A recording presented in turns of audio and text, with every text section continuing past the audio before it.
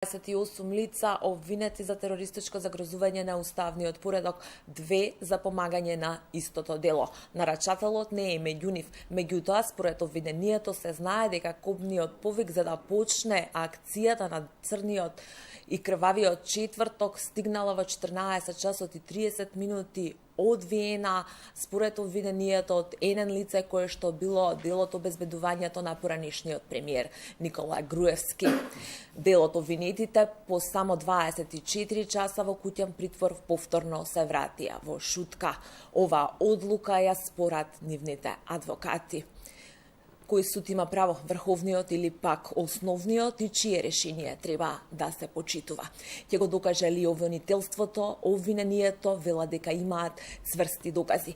Како да се стигне до нарачателот? Што се случува и зошто е прекината постапката за 4 лица кои што се во бегство? Ова се само дел од прашањата и тезите за кои што вечерва ќе дебатираме и ќе разговараме. Јас сум Душица Марија Ковачев, а вечерва гости во 24 анализа се Звонко Давидович, адвокат на Душко Лазаров. Добро вечер, добро вечер. Благодарам што сте вечерва тука. Игор Кичец, адвокат на претеникот Крсто Муковски. Добро вечер. Благодарам што сте тука и што прифативте поканата. Валентин Зафиров, поранешен судија. Добро вечер. Добро вечер. Љубомир Ѓурчевски, поранешен началник во БЈБ. Добро вечер. Добро вечер. Ви благодарам на сите што одвоивте време вечерва да бидете дел од 24 анализа, малку вечерва во проширен состав. Да видиш, почнувам со вас. Лазаров по 24 часа се врати повторно во шутка. Обвинителството кога го презентираше обвинението порача дека повторно ќе бара мерки за обвинетите. Вие тврдите се работи за селективна празна. Зошто?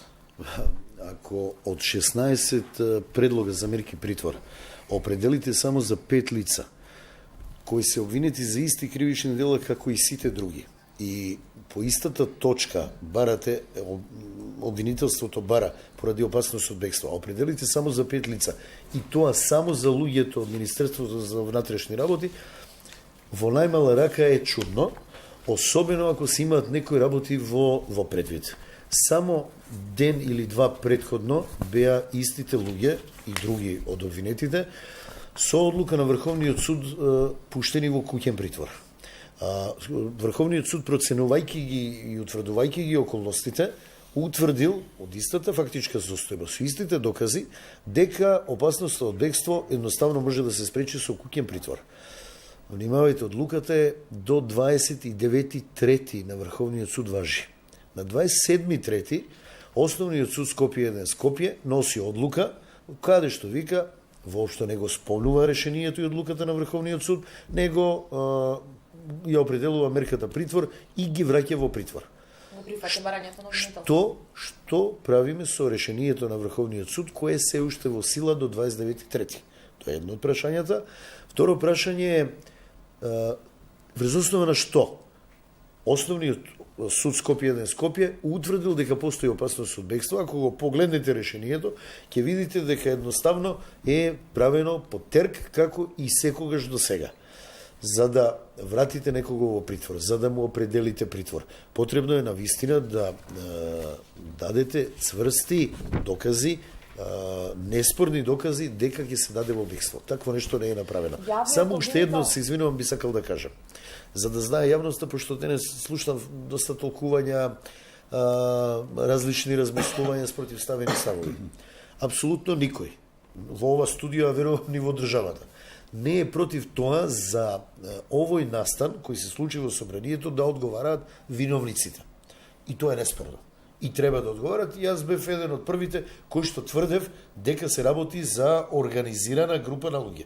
Но, кои се навистина сторителите? Начинот на кој ќе делиме правдата?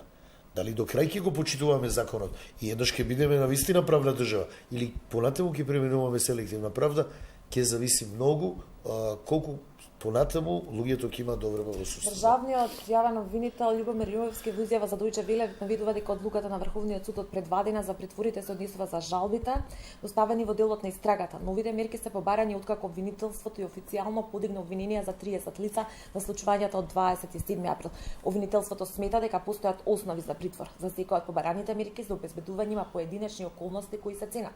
Дали лицата се вработени, стемено материјалната состојба, нивните релации со роднини во странство, опасност опасност од бегство, вели Јовевски и потенцира дека обвинителството располага со доволен број докази да го докаже ова обвинение пред судот. Ма знаете како, со други зборови, еве и сега вие ми кажувате дека јавниот обвинител изјавил дека овие луѓе треба да одат во притвор затоа што не имаат цврсти докази дека го сториле делото. Па вие прејудицирате судска одлука. Каде е презумпцијата на невиност? Тоа е она што нас ни пречи. Законско ли е барањето на обвинителството за нови мерки? Ма нормално дека е законско со подигање на обвинителниот акт. Но ви кажав, предходно постои одлука на Врховниот суд. Второ, еднаш треба да сватиме дека дојде до промена на законот за кривична постапка, каде што интенцијата беше да имаме еднаквост на оружја помеѓу обвинителството и одбраната. Ние не сме ни известени дека се побарани мерки за притвор, камоли да ги добиеме решенијата. Тоа не е во ред. Вашиот клиент не се врати во шутка. Не се врати во шутка. Основниот суд го одби тоа барање за притвор, узија потврди мерката куќен притвор. Зошто не се врати Муковски во шутка, политички дел? Најпарен сакам да кажам дека еден куриозитет дека ние се уште не го имаме видено обвинението.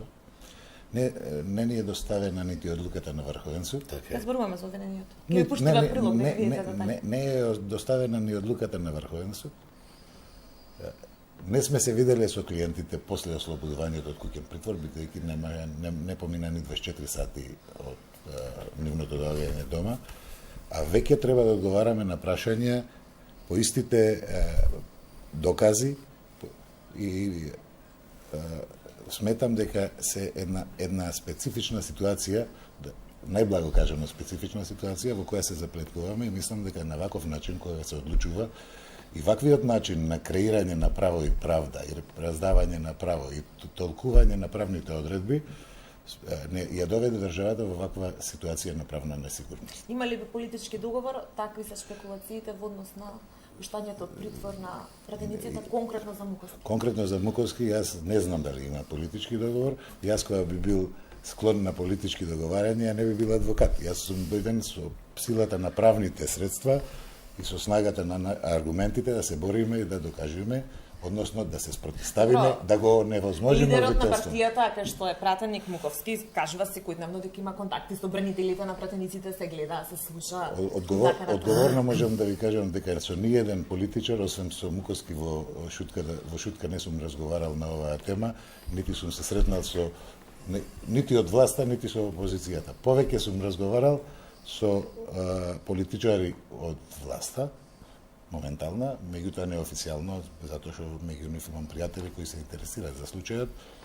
Разговорот се однесувал, тие прашувале, а јас ништо не сум кажувал од она што не треба да се изнесе во јавноста, нормално. И одговорно тврдам дека нашата одбрана не се заснова на никаква политичка позадина. Немаме никаков политички бекграунд, туку се заснова исклучено на борба со правни аргументи, со аргументи на силата на фактите и доказите кои ќе ги разгледуваме заедно понатаму. Имаш информација кога подготвувате гаранција за Муковски? Да, значи гаранцијата уште во фаза на првите определувања на притвор и првиот, вториот притвор ние се спремавме, очекувајќи тие основи што ако паднат основите кои не се компатибилни, да кажам, со гаранцијата, кога ќе остане основа од бегство, например, можност од бегство, да понудиме и гаранција, иако вие знаете на почетокот дека Муковски, а морам да кажам и Сашо Василевски, незаконито беа лишени од слобода, никој не ги праша дали се повикуваат на имунитетот, не беа ни прашани. Кога се уведе грешката во текот во претходната постапка, кога се увиде таа грешка, 3 пати доаѓавме, иако им кажавме, значи јас лично се обидов да им кажам дека не може постапката за симнување на имунитет да трае помалку од една недела. И сепак во таа недела уште 2 пати доброволно доаѓаше Муковски, ги нудеше своите патни исправи и службена и лична, и основот бегство отпадна уште во таа прва недела, бидејќи тогаш имаше пасоши, имаше пратенички имунитет, немаше никога забрана за напуштање на територијата на државата, меѓутоа има и 4 деца Муковски, од кои најмалото има 3 години. Значи, кај него апсолутно од првиот момент не стои основот бегство, кај да ќе оди. Јас сметам дека тие сите аргументи кои ги понуди обвинителство беа општи, за разлика од ние што понудивме конкретни аргументи кои напротив не даваа можност дека пратеникот ќе се даде во бегство. Зборуваме подетално и за бевте вие со него на распит и за доказите кои што правите увид. Господин Зафиров, кој треба да биде во притвор, кој треба да биде на слобода? Тоа која судија, која ќе видам, која ќе имам комплетни списи пред мене со докази, тогаш ќе кажам кој треба. Сега можам правно да ја разјасниме ова дилема во однос на тоа што се случи денеска. Со малку криминално, нели, мислам криминално од другата страна, од страна на судството.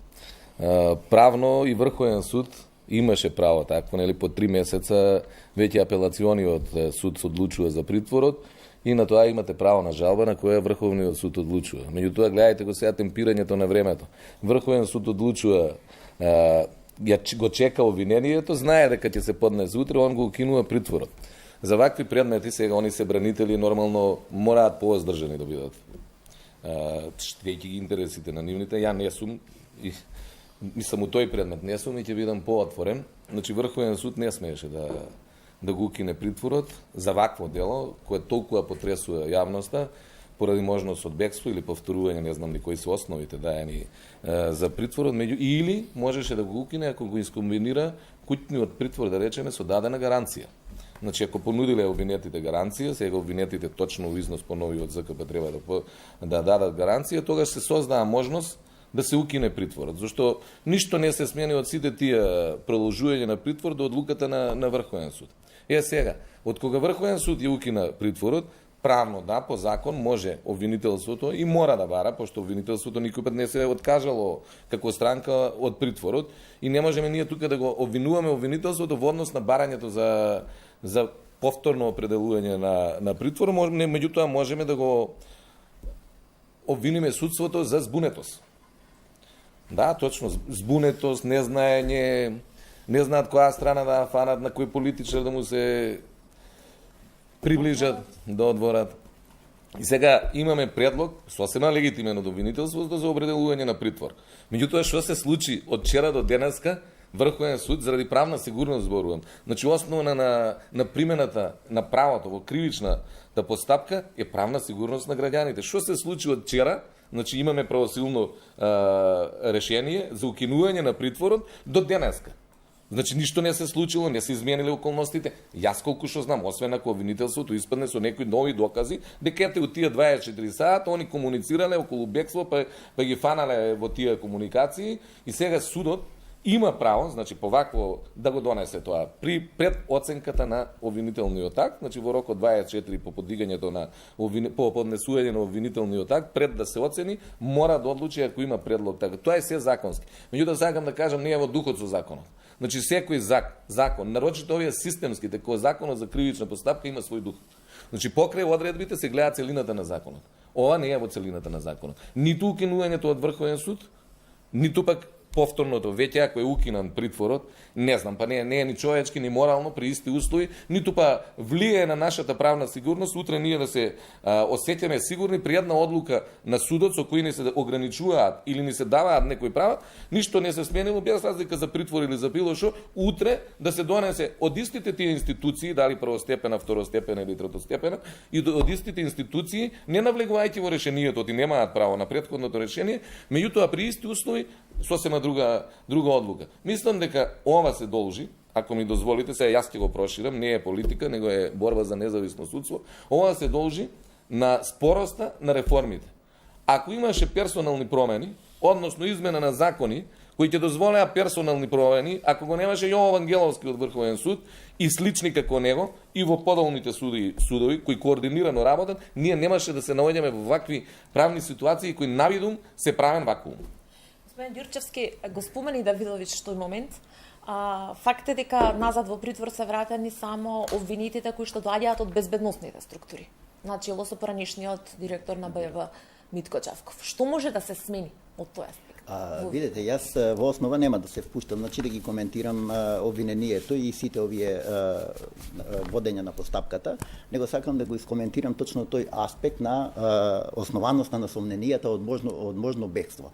Факт е дека во овој период обвинителството, изготвувајќи го обвинението, не престанало со примена на одредени преземање на одредени истражни действија во врска со утврдување и на нови обвинети во врска со односно обезбедување на докази и за други лица кои што учествуваа на 27 април, како и преземање на действија за утврдување на местото каде се кријат одредени лица кои што се офатени во обвинението. Вклучително во тој дел, значи, обвинителството, барем она јас што располагам со некои сознанија, факт е дека преземало и додатни действија околу можноста дали некој од овие лица кои што се наоѓаат во притвор, доколку бидат пуштени на слобода, дека може да го искористат тој вакуум и да се дадат во бегство. И верувам дека обвинителството, односно имам и некои сознанија дека обвинителството точно тука на тој момент се повикуваат со поднесувањето на обвинението дека во меѓувреме има некои измени на сите овие околности кои што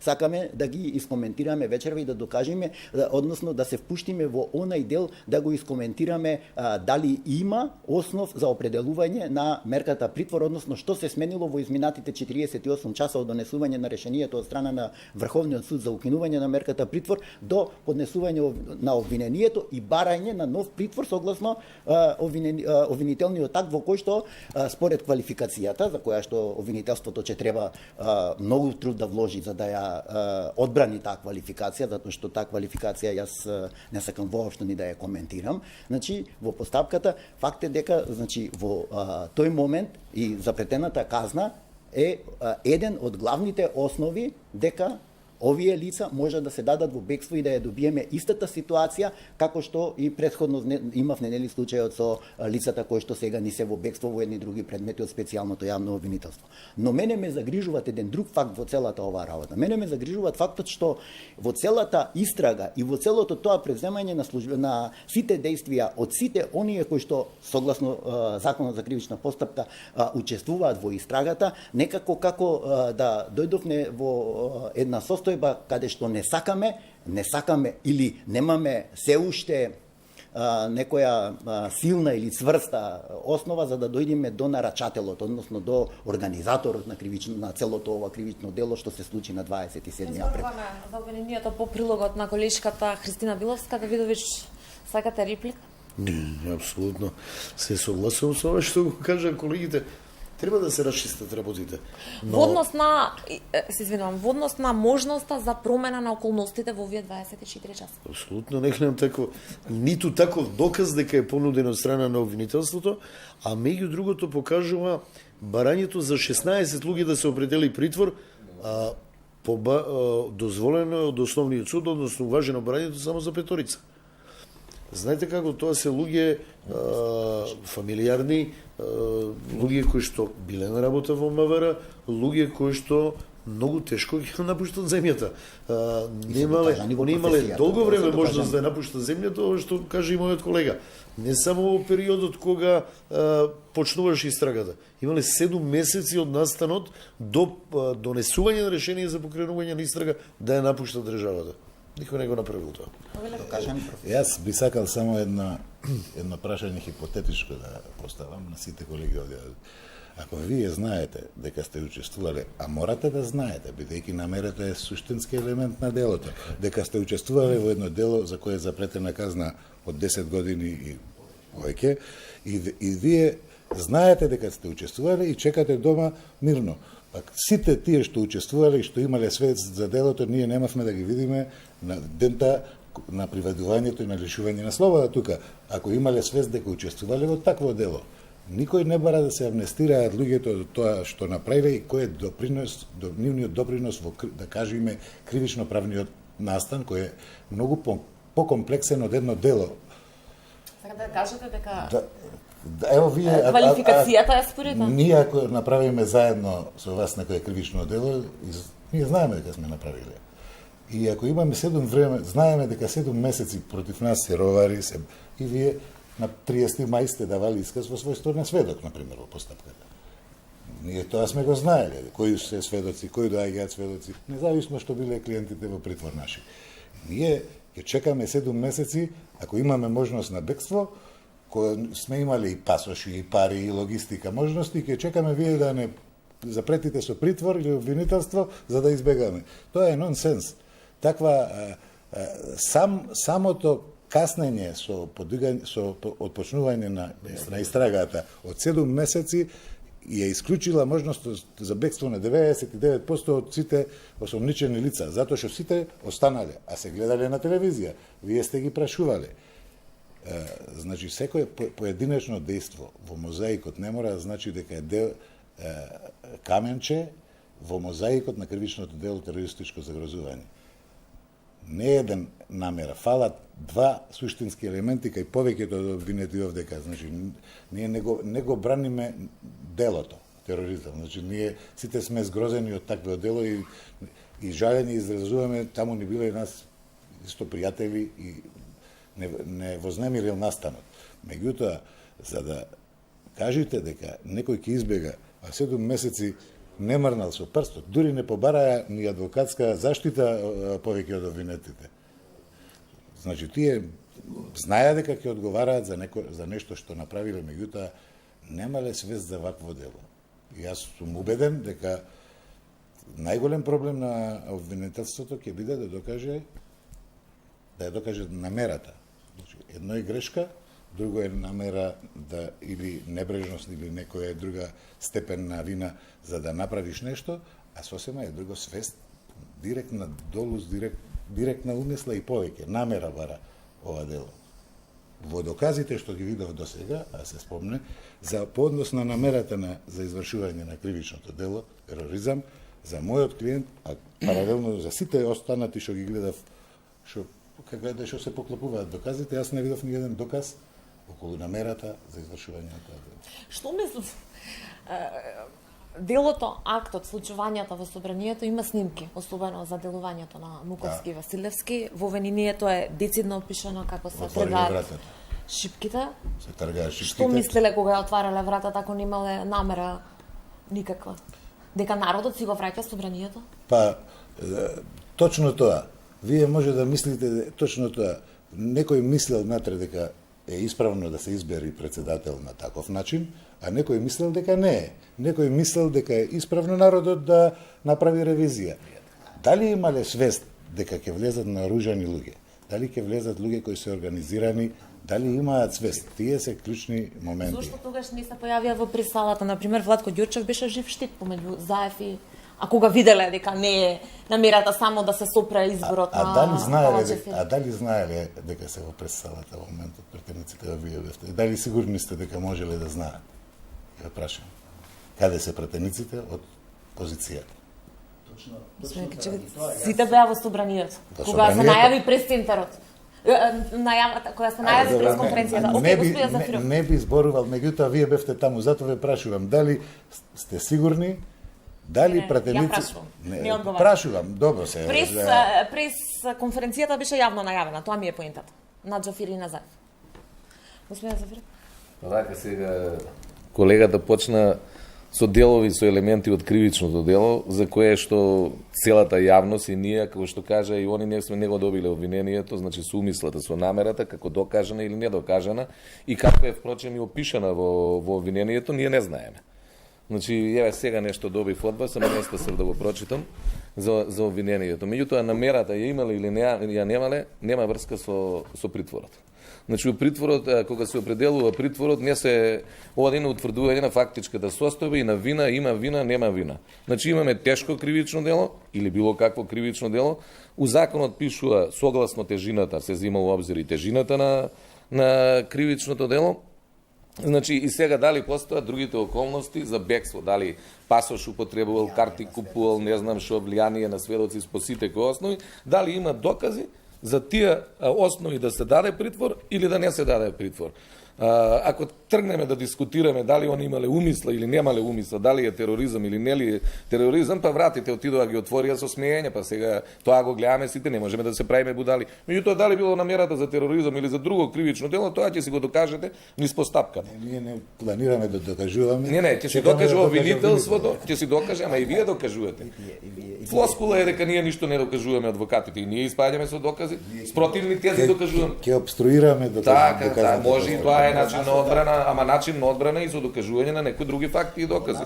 На ова го реков. Значи, притворот, таков како што е, со полно право судијата може да го изрече, заради ако има околности за притвор, или може да го одбие барањето, ако нема такви околности. Без разлика на кривичното дело и колку оно ќе биде утре докажано.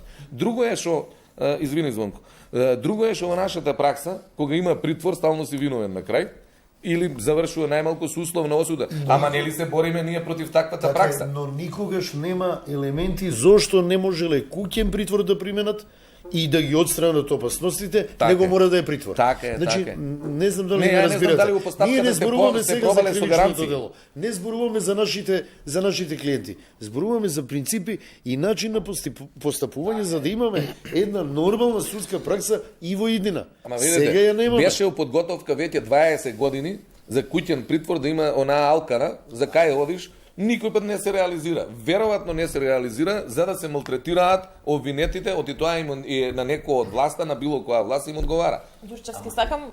Зато и јас во своето прво излагање кажав дека ние во конкретниот случај не смееме да застанеме на ова обвинение само против овие лица. Ние мора да тежнееме кон тоа да дојдеме до инспираторот, до организаторот на ова кривично дело. Ако дојдеме ние до инспираторот, односно до организаторот на ова кривично дело, јас верувајте ми дека и многу полесно ќе ви бидите на вас како бранители во постапката и на обвинителот околу идните квалификации, преквалификации и така натака, и односно околу проширување на постапката према други сторители на кривични дела поврзани со овие 27 априлски настани во собранието. И тогаш многу може да ќе отпаднат. Но јас повторно ќе се навратам. Има сознание, затоа реков нека обвинителот во ниту еден момент не престанало обвинителството да прибират и додатни сознанија, било за лицата кои што се во бегство, 4 обвинети, нели, за кои што е побарано одвојување на постапката и така натака. Обвинителството можеби има и други сознанија, имаше и дури и на социјалните мрежи дека одредени лица баш од овие 5, од колегите мои со кои што долги години сум работел, дека набавиле и одредени пасоши на други странски држави, кој што е еден од основано сомнение дава. Тоа се можеби. Но тоа можеби е основано сомнение.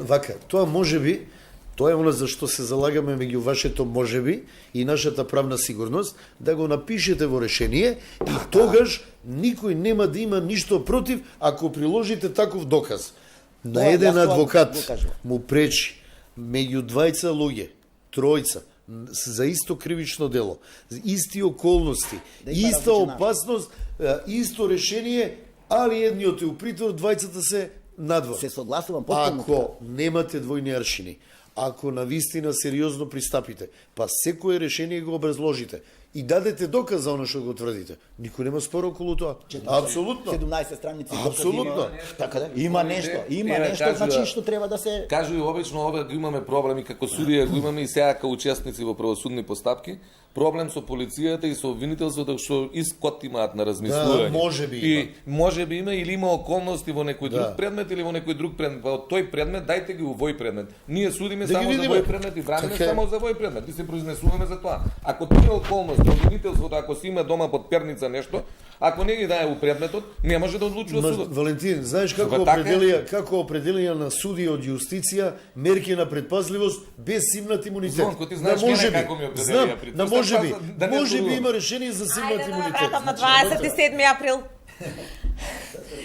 Не, па и премногу во реформите. Не, во притворот е во. Го начнавте моментот, господин Кичец, со намирата, го начнавте моментот квалификацијата.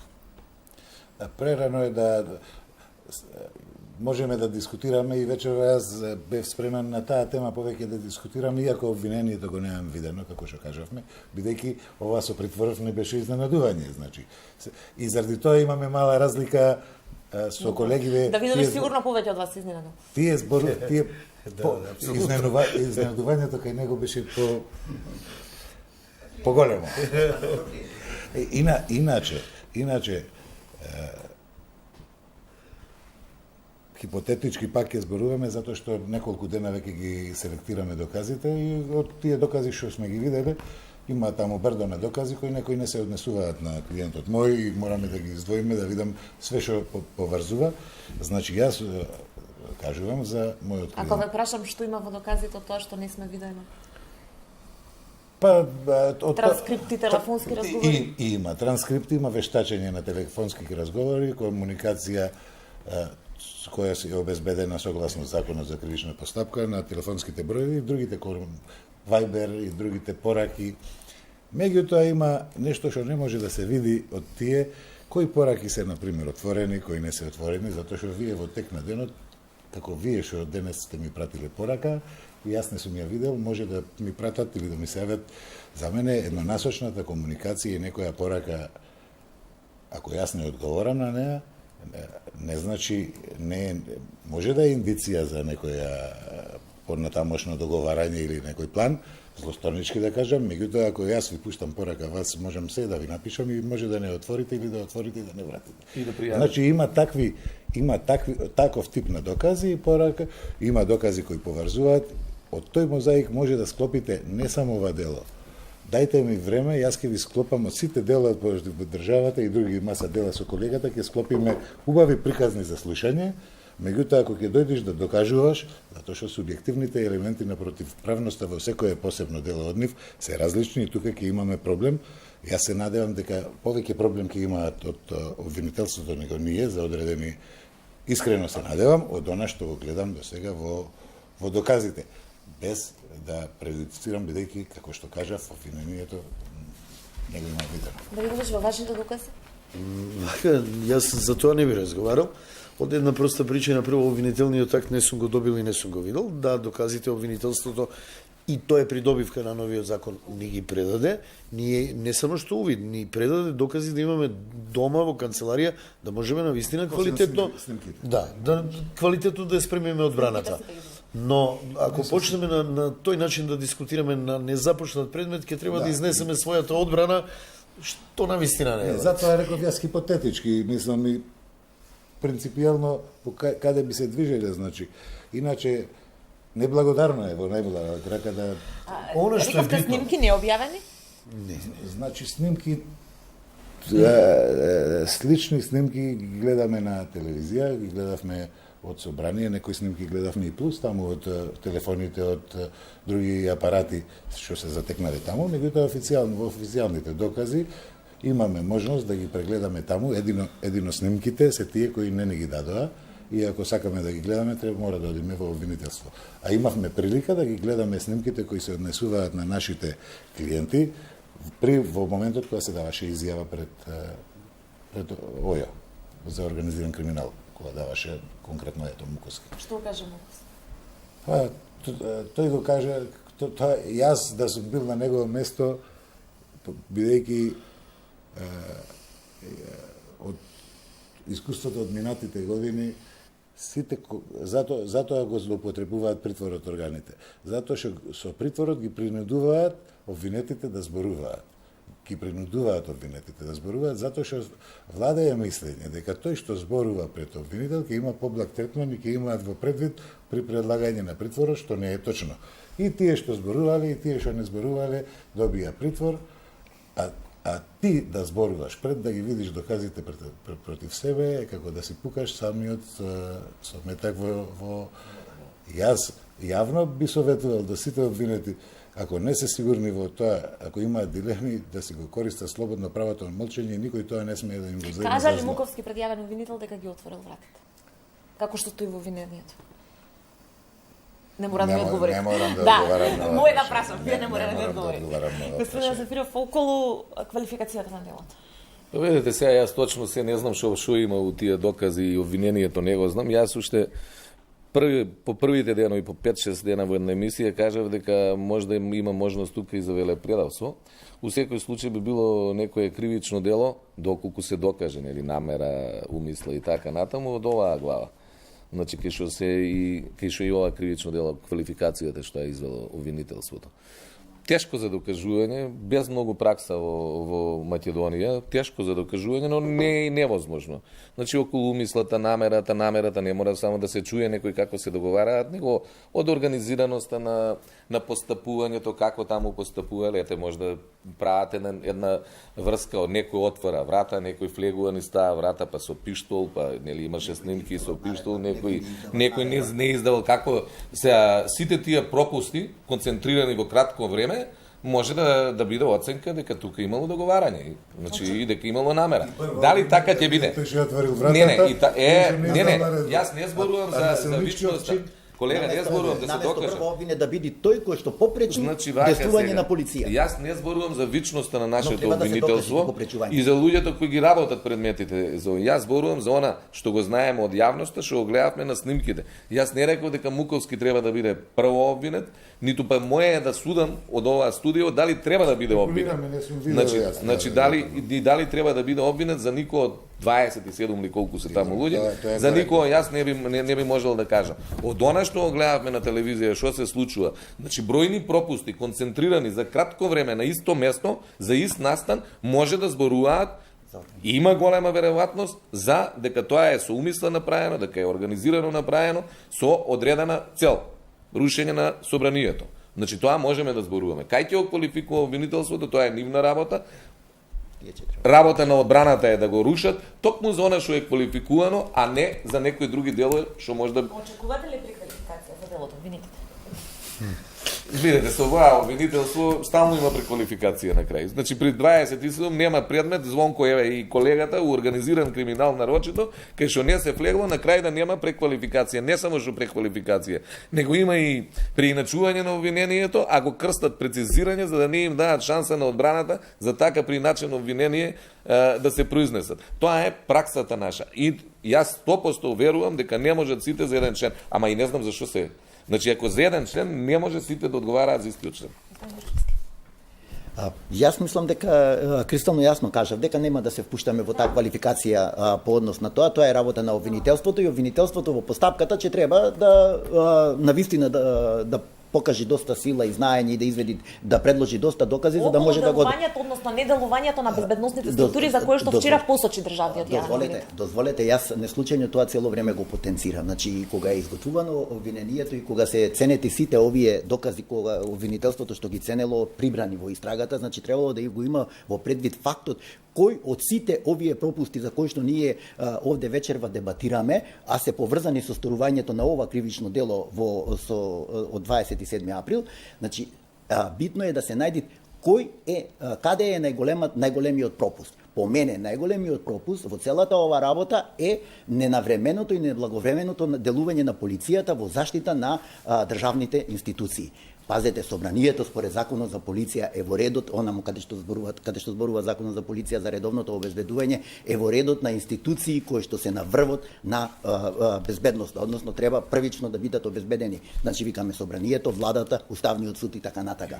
И врховниот, уставниот, врховниот, значи тоа се институции кои што имаат секаква предност. И по мене најголемиот пропуст е во делувањето точно на полицијата која што иако на терен во Скопје, на спортски натпревар, на други јавни собири така натака има одредени снаги кои што не ги повлекол старешината кој што бил задолжен по планот таа ден да ја води измената, кој што не ги повлекол и не ги распоредил околу заштита на собранието. Значи тие 2 сати од издавање на командата за преземање на действија и излегување на единицата за брзо распоредување и специјалната единица за отстранување на лицата влезени во собранието до овај момент, значи од моментот на влегување тие 2 сати се кобни по мене за целото ова действие. Исто така, свое дело, своја тежина по мене има и отварањето на вратите, затоа што од безбедносен аспект, доколку не биле вратите отворени однатре, немало шанса целата ова маса луѓе да влезат натре во собранието, односно да ги пробијат тие врати кои што се таму поставени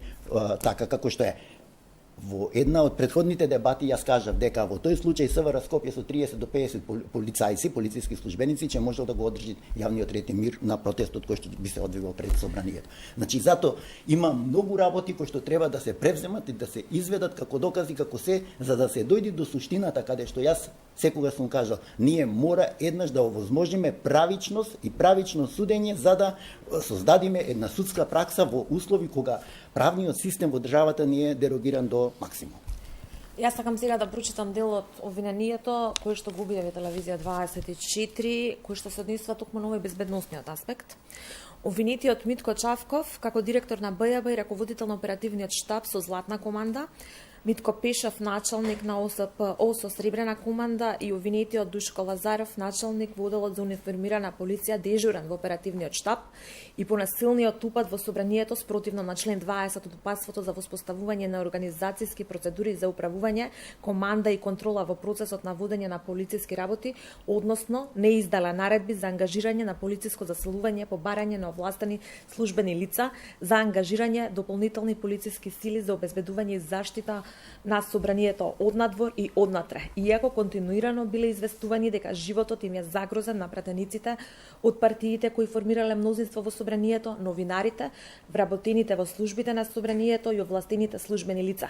Не ја извршиле наредбата за ангажирање на посебните специјални единици на тогашниот министер за внатрешни работи на Република Македонија, сведокот Агим Нухију. Не дале одобрување наредба за ангажирање на посебните и специјалните единици, не издале наредба за евакуација на пратениците од зградата на собранието, овозможувајќи непречено да се вршат акти на насилство, да бидат загрозени животите на пратениците, новинарите, овластените службени лица и вработени во собранието на Република Македонија. Па со тоа и вака превземените согласени и поврзани действија предизвикале чувство на несигурност, загрозување и страв кај граѓаните на Република Македонија. Тоа што го кажувам, значи тој пропуск кој што е направен во тие 2 сата со неиздавање точно на таа наредба, значи доведува до оваа состојба која што е страв, несигурност, чувство, односно сторување на кривично дело, атак за животите. Ние гледавме, имавме од она што објавија новинарите, од новинарските снимки, значи се гледат и употреба на одредени опасни орадија кои што беа фрлени во правец на одредени пратеници. Значи тоа беа средства со кои што можеше да се загрози животот на одредени луѓе, значи стативи, столици и така, стативи од камери зборам, столици и така натаму. Конкретно се споминува вашиот клиент? Тоа ќе треба да го докаже. Да. Вака. Тоа било несреќно дежурство или бил распореден по... Тоа ќе треба да го докаже желбата на обвинителството. Митко Ние имаме докази во таа насока, кои повторно ќе кажам не би ги изнесувале, затоа што ќе треба да изнесеме одбраната. Оно што е точно, неспорно точно е дека полицијата не била на висина на задачата, не обезбедила она што треба да го обезбеди, дека е срамно во собрание да се случи такво нешто кој што е највисок орган, објект во кој органот заседава, што е страшно. Ја ги љулја темелите на целата држава и тоа е опасно и не смееме да го дозволиме. Факт е дека дел од полицијата е парализирана, другиот дел од полицијата е заедно со учесниците. Ако се сеќавате на снимките, се радува и пее заедно со нив, ама ги нема никаде во обвинение и мислам дека тука обвинителството треба да размисли и оно што мора да се утврди, али вистински да се утврди врз основа на докази, без префрлање на вина и симнување на своја одговорност, е кој ја издал наредбата, односно кој организирал неиздавање на наредби и парализирање на полицијата. Тоа низ постапката, ја мислам дека ќе го утврдиме. Дали се работи за пропуст, како што каже, или да за намера? Така да. Значи за тоа зборуваме. Ако се утврди дека имало намера и организација, а се личи на тоа да се парализира полицијата, ќе треба да утврдиме кој тоа можел и го направил. Се работи за несреќно дежурство на Лазаров? Најверојатно. Или пак намера на Чавков да си ги неговите условно началници. Јас пак ќе кажам, неговите началници за да тоа бидат не ќе можам да дискутирам, можам да ви кажам само еден факт.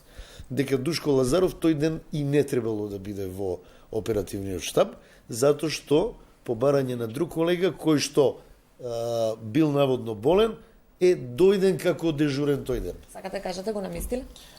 Јас ви кажувам кој е фактот. А како вие го Можда и толкувате? случајно се. Како вие тоа го толкувате? Не, прашувам, не толкувам. Не, па јас не можам да ви одговорам на тоа Нема прашање. да излезе дека тој колега после 2 сати па командуваат со други единици. Значи има многу работи кои што треба да се докажат во постапката. Тоа е оно што сакам да го кажам. Нас не интересира да се расчисти настанот, но да се расчисти на законит начин, со почитување на сите права и слободи на обвинетите и со едно нормално постапување неселективно на судството и обвинителството, ништо друго. Ако сакаме да го вратиме, да ја вратиме до вербата во судството, во Затоа што спротивно многу лесно можеме да дојдеме повторно во една друга спротивност, утврдувајќи со најдобра намера да ги расчистиме настаните, повторно да влеземе во една ситуација каде што не користиме правни средства, него повторно имаме селективна правда, двојни аршини, што не е во ред. Каде е тука командната одговорност? Командатна одговорност прво треба да Конкретно зборувам за министерот. видете Тој издал наредба, меѓутоа не го послушал. Дозволете, Според министерот обвинението. издал наредба, односно министерот според она што беше објавено во средствата за јавно информирање беше дека 2 сати не можел да воспостави контакт. самиот тој си ги имаше така, пресконференција. значи на пресконференција изјави одма наредната ден во министерството, односно после 2 дена во министерството дека 2 сати не можел да воспостави контакт со директорот на Бирото за јавна безбедност. Пазете, во тој дел законот за полиција е кристално јасен дека односно златната команда е кај директорот на Бирото за јавна безбедност. Но министерот е тој кој што врши па контрола на примената на законите од областа од надлежност на полицијата. Од тука, значи, јас не исклучувам ни одговорноста на министерот во дадениот случај, но таа исто така треба да се утврди во оваа постапка која што сега... Што ако биде онеспособен златната команда? Министерот Дозволете, што прави? министерот во тој случај веднаш треба да биде известен дека златната команда е онеспособена за да министерот именуваат нов Па раководител. известен е 2 сати не може да стапи контакт со златната команда. Дозволете, а ништо не прави 2 часа. Дозволете, ако веќе сакаме да зборуваме за тоа, јас неслучајно на почетокот кажав. Дежурниот во штабот после 16:30 часот, односно по одење на функционерите, нели, она што викаме завршила првата смена, односно одење дома, ги превзема сите овластувања на златната команда. И тој без консултација со никого требало да издади наредба Според за правилниците не е баш така, но мене ме интересира Баш така ако е, точно министерот 2 часа Баш точно не така. може да воспостави контакт, а гледа дека нешто се случува, како може 2 часа да не преземе ништо и да не е одговорен за ниту еден настан, ниту за ваквото функционирање на МВР? Дозволете, јас не ја исклучувам одговорноста, но кажувам дека министерот со невоспоставување на таа комуникација помеѓу него, директорот и останатите членови од штабот, тоа ќе треба нели да се докаже дали и останатите членови, каде што и началникот на специјалните единици Митко Пешов, каде што има и други, таму составот на штабот, значи има план. 18 луѓе, ја не знам колку. Во составот на штабот точно има план и точно се знае по хиерархија кој како што и од која единица доаѓаат, од која служба и сите тие действија. Но јас пак кажувам, дежурниот во штабот, значи согласно правилникот за вршење на работите од областа на службата за јавна безбедност, по 16:30, односно по одење на директорот, ги има сите овластувања на златната команда и требало да издадат наредба без претходно да чекат од директорот или од било кого инструкции. Тоа прашање што знаел штабот и од кого информира. Дозволете, штабот од барем според обвинението и од она што го прочита, од она што се само секунда, ве молам. Тоа ќе мора да го докаже обвинителството што внатрешното обезбедување и надворешното јавило. Точно тоа. Затоа што пазете, ние имаме еден голем проблем таму во министерството. Тетра системот во тој период не функционира.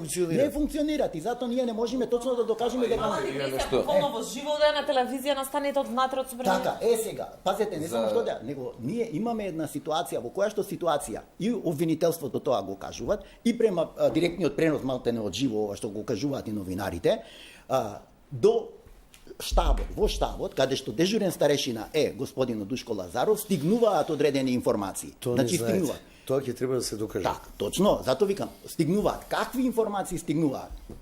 И со какви негови проценти? Вашиот клиент немал појма што се случува. Не, ја ништо не сакам да кажам. Јас она што сакам да го кажам. Не може никој да ме убеди дека директорот за јавна безбедност апсолутно треба да одговара затоа што е лице кое што командува со целиот состав. Но не може никој да ми каже дека после 4-5 скалила празни треба да одговараат некои ситни луѓе починови од МВР, а меѓу нив нема командна одговорност за никого. Ни за министерот, ни за медицините, ни помошниците. Немојте ве молам. Па на што личи тогаш тоа министерство? Ќе се докажува нели во судска постапка, меѓутоа јас за ова за министерот што го правевте одговорноста, мислам дека во никој случај не може да стане збор од тоа што го знаеме и на телевизија, дека он може да одговара за ова кривично дело. Значи неговото можда непознавање. Не, значи ние зборуваме за конкретен предмет. Значи он не само политичка, можда и некоја друга доказа. Он непознавањето на правилниците или познавањето или лошо толкување или споро применувањето на не значи намера дека треба да има кривично дело. Сега тоа е една тензична ситуација, 2 сата он се обидува, паника го фаќа, луѓе сме, нели? И неговото можда премиерот не му дига телефон. Неподготвеноста за министерско место. Ти треба да да си подготвен за да бидеш министер, нарочно у полиција. Психофизички треба да си подготвен. Сегавате 5 минути пред ова, кажат дека Министерството за внатрешни работи е комплетно парализирано. И некој за тоа треба да одговара. Затоа што утре при слични, не дај Боже, или други настани, треба да научиме од грешките. Но не можеме да научиме ако повикуваме на одговорност тројца или четворица луѓе од МВР, а сите други ги амнестираме. И тоа не е во ред. Така. А што ако се случи терористички чин во поексплицитна смисла на зборот? Не да се мислиме 7 месеци дали е тоа во момент. Пропуст на системот. Знаете, тоа во таква работа требаше да се реагира уште одма. Еве веќе кога реагираа да се затворат вратите и сите унатре половината да се притворат у следните 8 дена, па да се селектира од тие 8 дена кој што направил и тогаш изворно и првично информации кој како сведоци, кој како обвинети ќе си ги даат кој сака да даде исказ и ќе имате селекција. Значи, еве една од причините за бегството, кога зборуваме може да се толкува дека они имале, не знам по колку месеца се притворија, имале можност, парафризирам, не кажувам дека е така, да се договараат па да се обезбедуваат бегство некаде. Можда и таква имало можност. Значи, тука е функционирањето на системот, на целиот систем, не само на полицијата, правосудниот, обвинителството, се крахира. Се крахира. И политичкиот систем. Пауза за реклами правиме тука, па се враќаме назад со дебатата во студиото.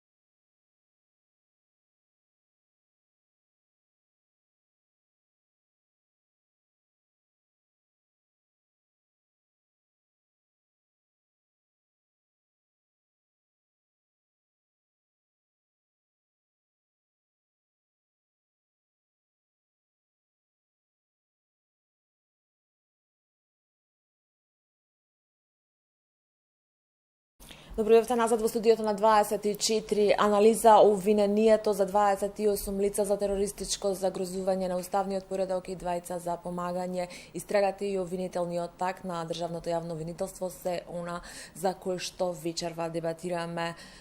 Љубомир Ѓурчевски, Валентин Зафиров, Игор Кицеч, Звонко Давидович, се извинувам, во студиото на 24. Анализа она што како последна информација пристигна додека правевме пауза за реклами и дека еден од лицата кој што беше во бегство, Никола Митревски Колјо, според извори на телевизија 24 од истрагата сам се пријавил во истражниот затвор Шутка, дека Колјо е таму, има потврда и од затворската управа.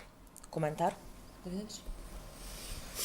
Лично определба. Не знам што би коментирал, очигледно. Бегство не е опција за ниеден од Не е опција. не е опција за ниеден од осомничените. Тоа е негова лична определба, на кој начин ќе се Само една мала, пак она, мислам дека колегите ќе кажат пак овие со она, може би располагаме со некакви сознанија, може би е ова и дел од она што претходно кажав на оние основани сомненија, затоа што оние предистражни действија кои што беа предземани према овие 4 лица кои што беа издвоени, меѓу кои што и Колјо, одеше во насока на тоа дека ќе се дојди до нивните помагачи, односно до нивните јатаци кои што им овозможуваат да се кријат и така натака, и пак доведуваше до ситуација дека и тие може да одговараат по член 327 од овој кривичен закон. Коментар, бидејќи на вчерашниот прес јавното обвинителство кажа дека за 4 лица кои што се во бегство, постапката Е издвоена, запрена, издвоена, издвоена. запрена. Да, затоа што се во бегство. Ма гледа, ништо е чудно, многу скапа работа е бегството. Скапа работа е бегството, да испаднеш од друга држава, да живееш и при тоа да се криеш. Значи Некој тоа да треба ти плаќа, многу некој да пари, ти ама или плаќа. сам треба да имаш многу пари. Скапа работа е до кога ќе бегаш? Ајде да бегаш една година, ми. Затоа пак немој да кажете дека ние може би имаме или Не, она за што се бориме, не знам дали свативте, а сите Свативме, да. углавном слично зборуваме, е да има цврсти докази, факти во секој решение за притвор. И тогаш нема спор, тогаш имаме една правна сигурност каде што викаме да, навистина се наведени основите и елементите и доказите за оно што го тврди обвинителството. Тогаш нема спор. Не да создаваме една ситуација во која решенијата се прават и продолжува. Со години зборуваме за тоа. Се прават по терк, на исти начин се однесува кога се во прашање предмети каде што све е по терк, све е по дефолт, основното јавно обвинителство што ќе предложи, еве притвор, мерката притвор стана казна, наместо да се користат и други алтернативни мерки. За да им биде Тоа е борбата. Сакам да исчитам исто еден дел од обвинението, бидејќи да им биде полесно, посваразбирливо на гледачите апропо пријавувањето на Никола Колјо, Митревски Колјо во шутка, што тој бил, како обвинителот и според обвинението, која била неговата улога на крвавиот четврток. Откако телефонски број тој собственост на службата за општи заеднички работи на владата на Република Македонија енен лице од обезбедувањето на Никола Груевски, тогаш председател на политичка партија ВМРО ДПМН, а кој се наоѓало во Виена, Австрија во 14 часот и 30 минути, контактирал со обвинетиот Александар Василевски Нинџа, сега недостапен на органите на прогон, кој потоа заедно со обвинетиот Никола Митревски Колјо, сега недостапен на органите за прогон, телефонски ги контактирале обвинетите Јане Ченто, Игор Јук, Младен Дудевски, Захарија Симовски, Михаил Младиновски, Дејан Давидовски Дишо, сега недостапен на органите на прогон, го мобилизирале членството од Скопје и други градови за насилен упад во собранието, однапред знаејќи дека објектот на собранието не е соодветно обезбеден и заштитен со полициски сили, бидејќи обвинетите Митко Чавков, директор на Бирото за јавна безбедност и раководител на оперативен штаб со златна команда, Митко Пешев, началник на одел за специјални полициски операции со сребрена команда, и Душко Лазаров, началник на одел за униформирана полиција, дежурат во оперативниот штаб на издавање наредби за распоредување на дополнителни полициски сили за надворешно и внатрешно обезбедување на собранието, возможеле непричано да се влезе и да се оствари целта на насилниот упад во собранието на 27 април минатата година. Според ова сето стои во обвинението на јавното државно обвинителство. Колку бладјањето на Колјо во шутка е клучно за да се стигне до нарачателот? Може да биде клучно, господин Кичец? Повеќе како правник ве прашувам. Па не би рекол дека може да е клучно, би можело да допринесе до некои нови податоци. Меѓутоа не би рекол дека тоа ќе има клучна улога во натамошниот тек на постапката. Зависи што ќе каже. Ние знаеме што ќе каже, он не е сослушан да сега во истрага, колку што знам цело време во ексо. Ако каже дека ако сето тоа го знае и точно посочи, тој беше под наредба, така направи, па тоа е уште со некој доказ, се и има логичен следствието тоа, може да биде стварно клучно, ама од кај знаеме што ќе каже Колјо сега?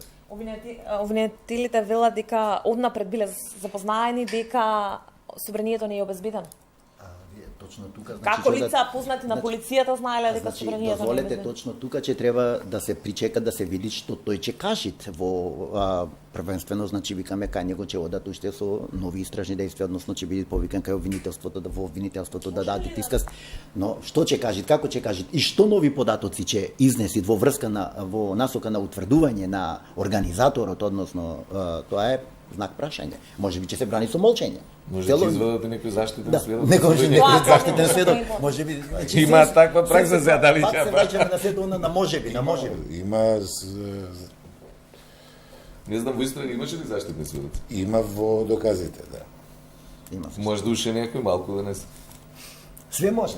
Никој не може да каже што ќе се изроди тоа. Имаат опција вашите клиенти? Може да изнесете податоци за другите лица, каде се крие, што се крие, со кого соработуваш. Не знаеме, се тоа претпоставка. Колку што сум јас информиран, нема таква опција, бидејќи не ја темелиме одбраната на во тој правец, на вина. Господин Давидович, завршиот? Вака, јас пак ви кажам, преурането зборуваме за обвинителен акт кој уште не стапил во сила. Тек имаме приговор, не сме го добиле. И значи овде, кога би дискутирале на тој начин, наистина не би било коректно да изиграваме судница, суди, обвинител. Без обвинителен. Да, не, наистина не е, брат. Легитимно е оно што обвинителството го тврди. Значи, обвинителството токму затоа и постои, за да гони сторители на кривични дела. Колку им е издржано обвинението ќе покаже главната расправа пред суд и доказите кои ги имаат. И многу е битно обвинителството да е убедено во тоа што го. Да е тоа нивна јавна обвинителска одлука. Дали е така? Но, гледајќи некои работи, она што ви кажавме, има селективност во пристапот, затоа што дел од командата структура фали.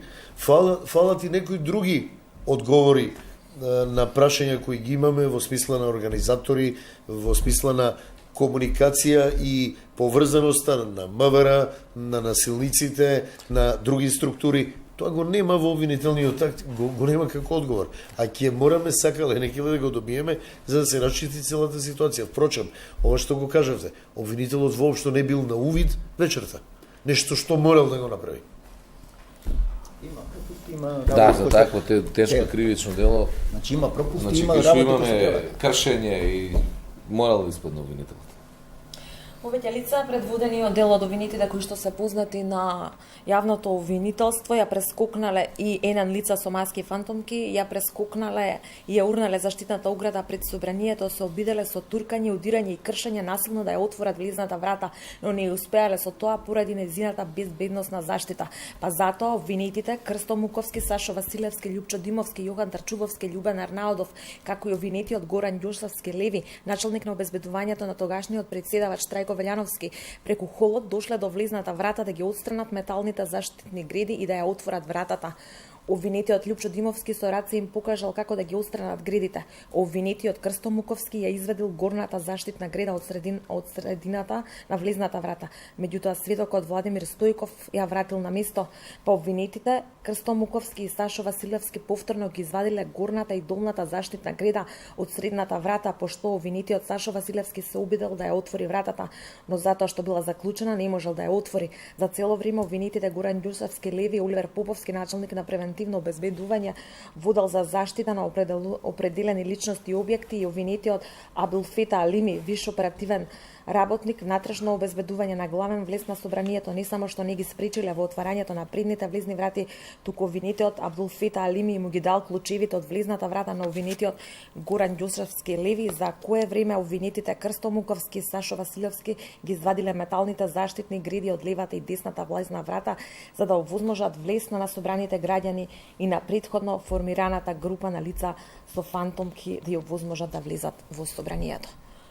Што му се чинело на вашиот клиент кога ова го правил? Значи, ова што го прочитавте... Според обвинението е ова само. Ова што го прочитавте е од описот на делото и действијата на извршување на обвинението.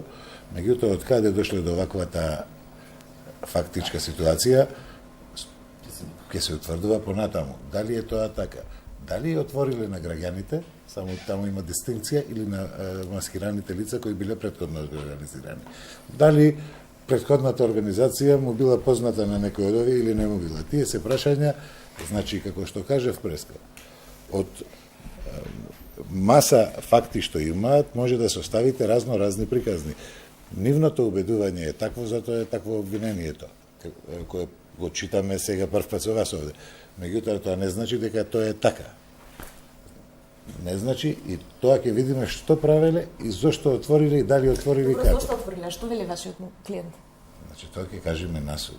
На суд ќе кажеме, малце преуране тоа за такви изјави во момент.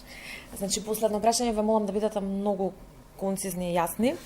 Може ли да има обвинение без нарачател, доколку во истото обвинение пишува дека нарачката за стартот на насилствата е за упадот и мобилизацијата на насилниците стигнала од Австрија, од конкретен се посочува и телефонски број во собственост на службата за општи заеднички работи, но се работи за според обвинението за еден лице директно од обезбедувањето на поранишниот премиер Никола Груевски, господин Ѓурчевски. Видете, во интерес на сите овие обвинети во обвинителниот акт е да се утврдит организаторот, нарачателот, односно идејниот творец, ја што викам, на целата оваа работа, со оглед дека, значи, полесно ќе може да се применуваат оние, да се пристапит кон олеснителните околности за сите овие кои што се офатени со ова обвинение, затоа што нели ќе дојдеме до лицето кое што де факто ги попречило одредени действија, особено во делот на полиција. Господин Зафиров?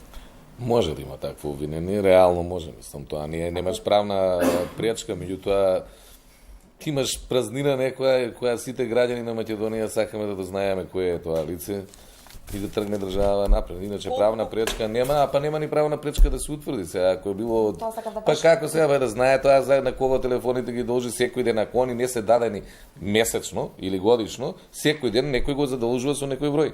И треба да знае, да се знае. Колку сакаат да утврдат. Информација може да се стигне до Никола Груевски, како обвинет во целиот овој случај? Ако добиеме таа информација, може да се стигне, сега не знам. Може да може. Оти ние ќе стасаме до тој, ако стасаме еден лицето. Па тоа еден лице ќе каже дали му рекол Никола Груевски или не му рекол Никола Груевски или одел во вецето па да не го слуша овој, би се јавувал. Може да има комуникација помеѓу. Па може да нема Јас би направил една паралела.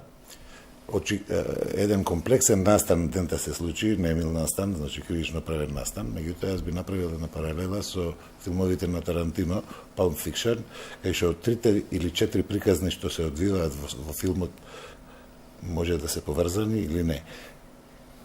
Јас тврдам дека во собранието на 27 имало неколку приказни и некои се случајно упаднати во филмот на другата приказна.